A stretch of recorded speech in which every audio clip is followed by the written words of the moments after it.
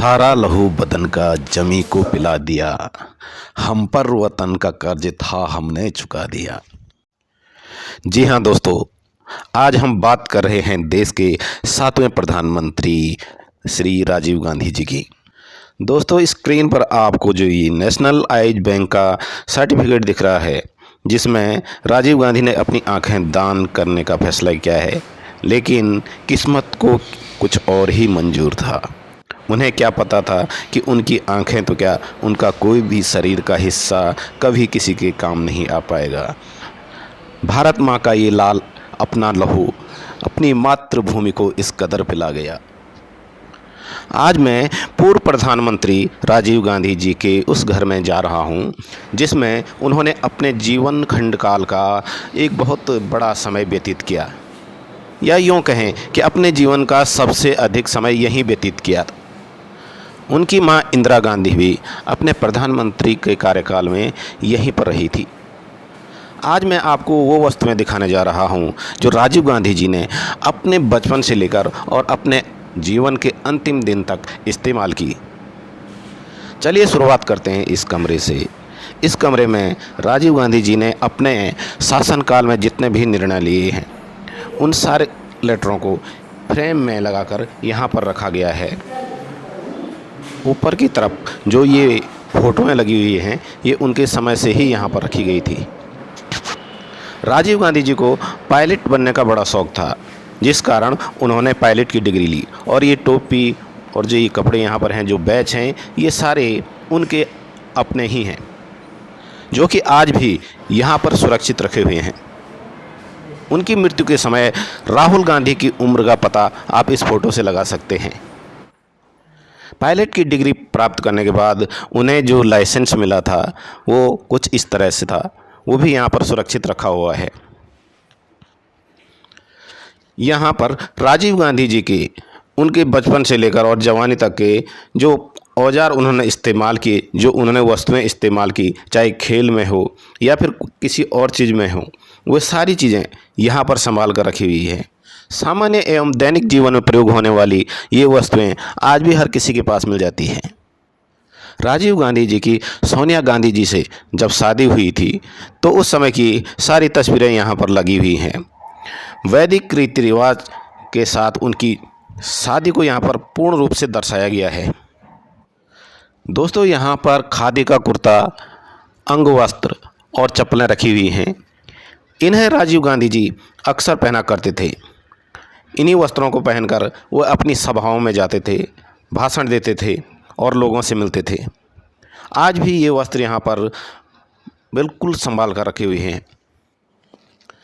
दोस्तों, आप यहाँ पर देख सकते हैं, यहाँ पर जो कंप्यूटर रखा है, ये राजीव गांधी का अपना पर्सनल कंप्यूटर था। इसी कंप्यूटर पर वो हर कार्य करते थे। राजीव गांधी जी देश के वो प्रधानमंत्री थे जो पूरे देश में कंप्यूटर की क्रांति लाए थे। कंप्यूटर को इन्होंने बढ़ावा दिया था, जिससे भारत विकसित भारत की ओर अग्रसर होने लगा। यहाँ पर कुछ और वस्त्र और साफे रखे गए हैं, जिन्हें राजीव गांधी जी पहना करते थे।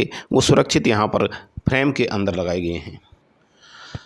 राजीव गांधी जी जब देश में यात्राएं करते थे, दौरे करते थे, तो उन्हें जनता द्वारा अनेक प्रकार के उपहार दिए जाते थे। वे सारे उपहार यहाँ पर संभाल कर रखे गए हैं।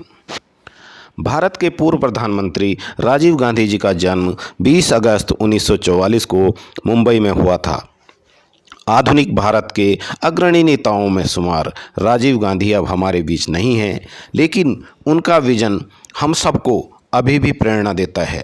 राजीव गांधी ने देश में कंप्यूटर की शुरुआत कर विकास को गति दी थी। राजीव गांधी जी पेशे से तो पायलट थे और राजनीति में इनकी कोई रुचि नहीं थी, लेकिन 1980 में भाई संजय गांधी की मृत्यु के बाद राजीव 1982 में राजनीति में उतर आए। राजीव गांधी जी कहते थे कि भारत एक प्राचीन देश है, लेकिन एक युवा राष्ट्र भी है। मैं जवान हूँ और मेरा भी एक सपना है।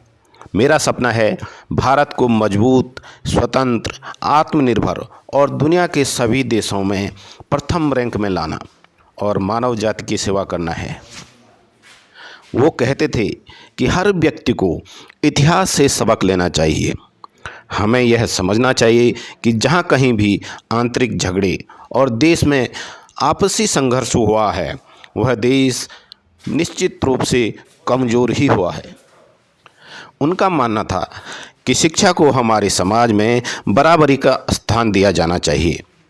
यह एक ऐसा उपकरण है जो हमारे पिछले हजारों सालों के सामाजिक व्यवस्था को एक बराबर के स्तर पर ला सकता है। दोस्तों, यहाँ पर टंगे ये वो वस्त्र हैं जो बम विस्फोट के बाद राजीव गांधी के शरीर पर अंतिम रूप से बच गए थे। राजीव गांधी की आखिरी सार्वजनिक सभा 21 मई 1991 को श्री पेरम्बदूर में हुई थी, जो वर्तमान में चेन्नई से लगभग 40 किलोमीटर दूर एक गांव है, जहां श्री पेरम्बदूर लोकसभा कांग्रेस उम्मीदवार के लिए प्रचार करते समय उनकी हत्या कर दी गई थी। रात 10:10 पर एक महिला, जिनकी बाद में पहचान हुई थी 22 वर्षीय केलेवानी राजरत्नम के रूप में हुई थी, जो लिबरेशन टाइगर्स ऑफ तमिल इलम यानी कि लिट्टे की सदस्य थी, सार्वजनिक रूप से गांधी के पास आई और उनका अभिवादन किया। फिर वह उनके पैर छूने के लिए नीचे झुकी और अपनी ड्रेस के नीचे रखी हुई 700 ग्राम RDX विस्फोटक से लदी एक बेल्ट में विस्फोट कर गई। राजीव गांधी की मृत्यु के पश्चात 1991 में उन्हें भारत के सर्वोच्च सम्मान भारत रत्न से सम्मानित किया गया। ये भारत रत्न का सम्मान जो आपको यहाँ पर दिखाई दे रहा है, ये यहाँ सुरक्षित रखा गया है। ये जो आपको यहाँ पर मोर दिखाई दे रहे हैं, ये राजीव गांधी के घर के बाहर का लॉन है। यहाँ पर मैं आपको दिखाने वाला हूँ राजीव गांधी जी का जो पूजा घर होता है।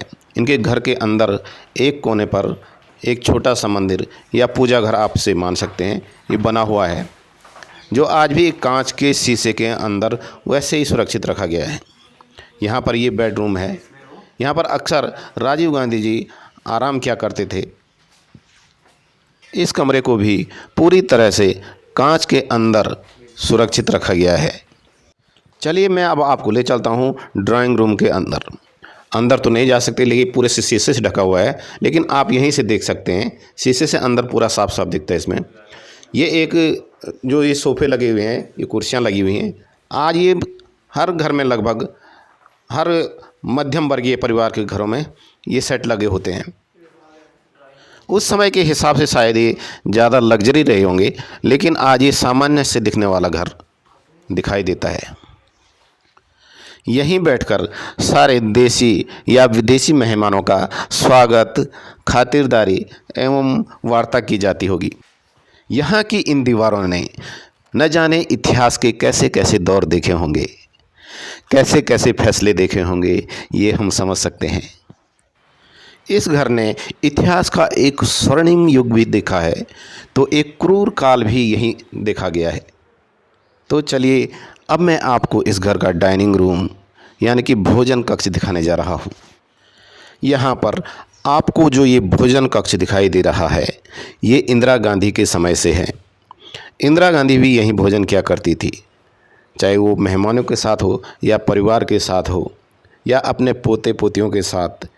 इसी कक्ष में उन्होंने भोजन किया है हर उस व्यक्ति से जो उनके संपर्क में रहा है।